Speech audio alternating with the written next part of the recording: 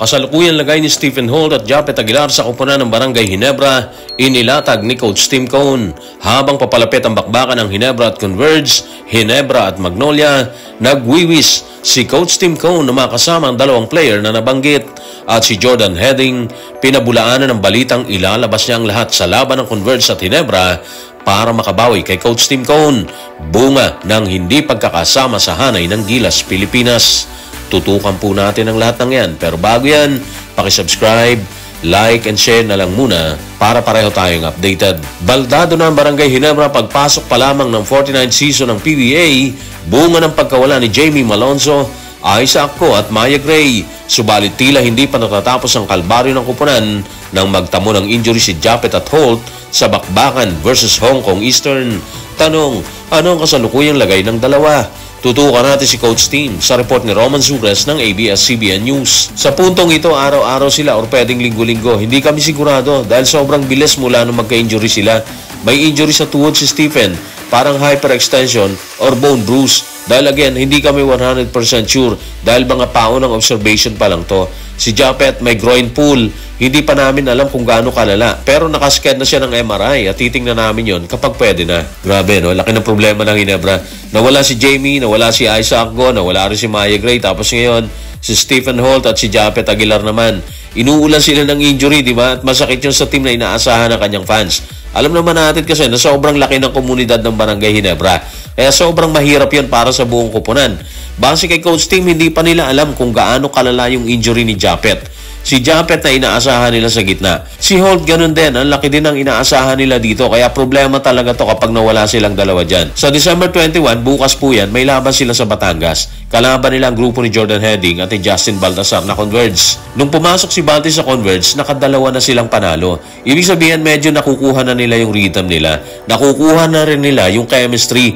Mas delikado sila ngayon para sa katulad ng Barangay Ginebra na gustong makarating sa finals para muling patunayan na kaya pa nilang kumuha na isang kampyonato sa kabila na nagkakaedad na resident import nito na si Justin Brownlee. Hindi lang yan, haharapin din ng Barangay Ginebra ang Magnolia ni Coach Chito Victolero sa araw mismo ng Pasko.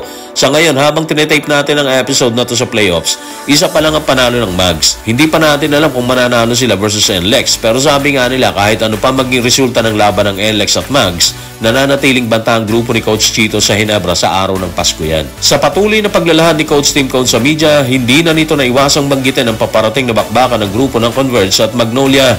Ayon sa kanya, bagamat hindi nila alam kung gaano katindi ang injury, umaasa naman umano sila na makakasama ang dalawa, si Holt at Japet sa araw ng Sabado.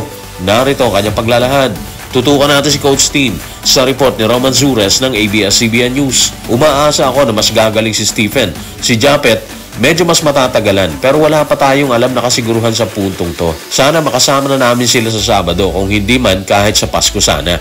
Pagkatapos yan, 10 to 12 days na kaming magpapahinga. Yung wish talaga ni Coach Tim, mararamdaman mo yung kakulangan at kailangan nila sa dalawang paparating na bakbakan, di ba? Isa sa Batangas, yung Converge, at isa sa Pasko, yung Magnolia.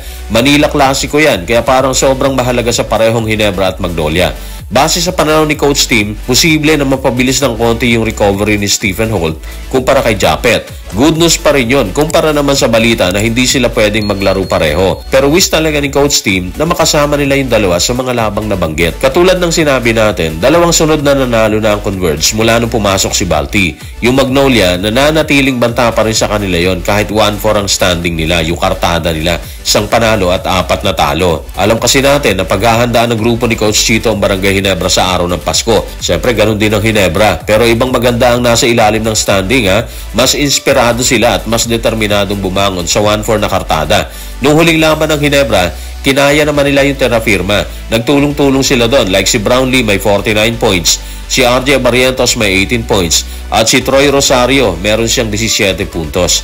Terra firma yon. Iba yung Converge at Magnolia, di ba? Yung huling laban ni Japet sa Hong Kong, nagtala siya ng 26 points. Si Stephen Holt, meron naman siyang 14 points. Ito yung mga points na mawawala sa Barangay Ginebra.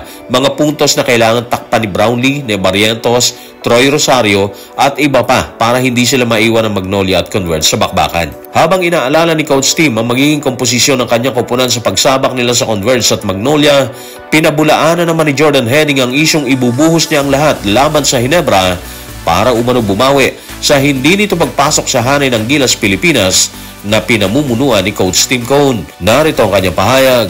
Tutukan natin si Jordan Heading sa report ni Jerry Ramos sa Spain. Ang mindset ko ngayon ay converge against Ginebra. Kahit sino man ang nagko-coach, nakalock-in kami sa kung ano ang kailangan namin gawin para talunin sila. Wala sa isip ko yan, sa totoo lang. Walang kinakailangang motivation. Wala nang extra na kailangan. Gusto lang namin silang talunin, hindi kasama doon ng Gilas. Well, parang sariwa pa yung balita, di ba? Dati kasi, ayon na rin sa balita, tinawagan ni Coach Tim si Jordan Heading para samahan sila sa kampanya ng Gilas sa Olympic Qualifying Tournament.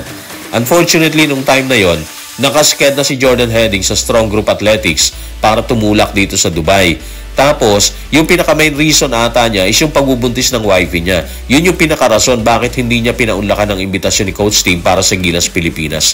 Mula nun parang ando na yung pag-asa kay Jordan Heading na mag-uusap sila ni Coach Tim. Pero parang hindi na ata nangyari yun.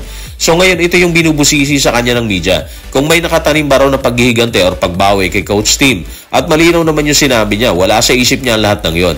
Walang dagdag na motivation para talunin nila yung Barangay Ginebra. Kung tutusin, wala talagang may kasalanan dun eh. Walang kasalanan si Coach Tim at lalong walang kasalanan si Jordan Heading. Family kasi involved dun, kaya naiintindihan yung sigurado ni Coach Tim. Ang problema sa ngayon kasi, parang puno na ang pool para sa posisyon ni Jordan Heading. Yun siguro yung rason bakit hindi na kinailangan ng kanyang serbisyo dito. Andiyan si Scotty. So nakapokus na sila doon. Nung time kasi na kinukuha nila si Heading, may injury pa nun si Scotty kaya kailangan nila talaga. Anyway, ano man ang maging resulta ng laban ng Converge at Ginebra sa Sabado, may Holt at Japet man sila or wala, sigurado tayo nalalaban ng grupo. Habang ganun din ang gagawin ng Converge, ano man ang issue sangkot, si Jordan Heading. So guys, maraming salamat.